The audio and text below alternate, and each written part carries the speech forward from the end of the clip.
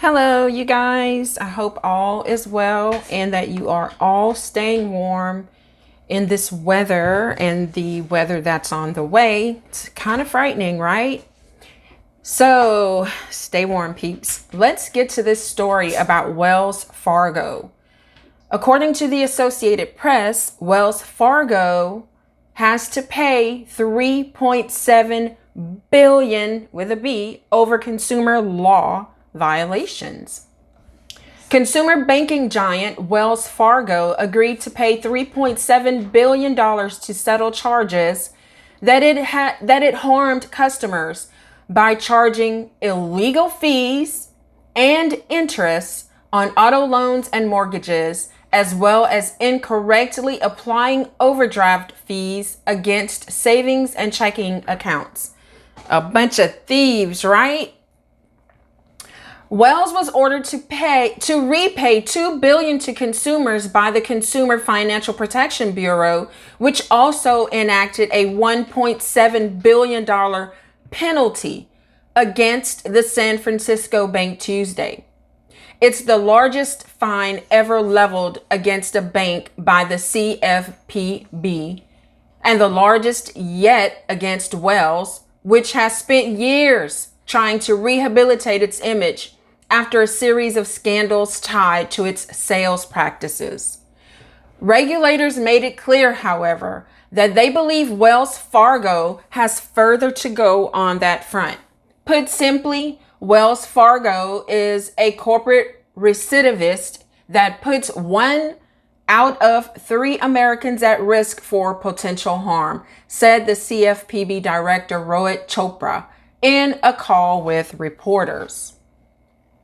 The bank's pattern of behavior has made it necessary for regulators to take additional action against Wells Fargo that go beyond the $3.7 billion in fines and penalties, Chopra said. The violations impacted more than 16 million customers, the Bureau said. In addition to improperly charging auto loan customers with fees and interest, the bank wrongfully repossessed vehicles in some cases. The bank also improperly denied thousands of mortgage loan modifications for homeowners. Wells Fargo has been sanctioned repeatedly by U.S. regulators for violations of consumer protection laws going back to 2016, when employees were found to have opened millions of accounts illegally in order to meet unrealistic sales goals. Since then, executives have repeatedly said Wells is cleaning up its act, only for the bank to be found in violation of other parts of consumer protection law, including in its auto and mortgage lending businesses. Wells paid $1 billion penalty in 2018 for widespread consumer law violations, the largest against a bank for such violations at the time. So they've been in trouble for a while, you guys. Just shady thievery, in my opinion. The bank has signaled to its investors that it anticipated additional fines and penalties from regulators and aside $2 billion in the third quarter for that reason. So they put money aside. Wells remains under a Federal Reserve order forbidding the bank from growing any larger until the Fed deems that its problems are resolved. That order, originally enacted in 2018, was expected to last only a year or two.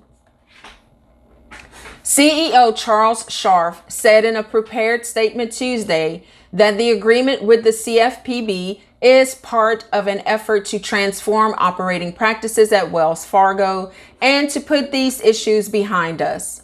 While Wells Fargo tried to frame the agreement with the CFPB as a resolution of established bad behavior, CFPB officials said some of the violations cited in Tuesday's order took place this year.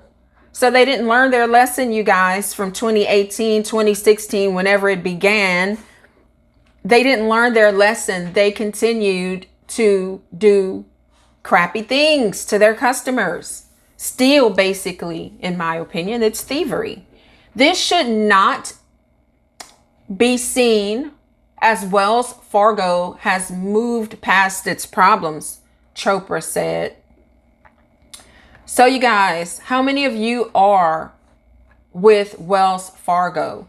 Have any of you lost your houses or your cars?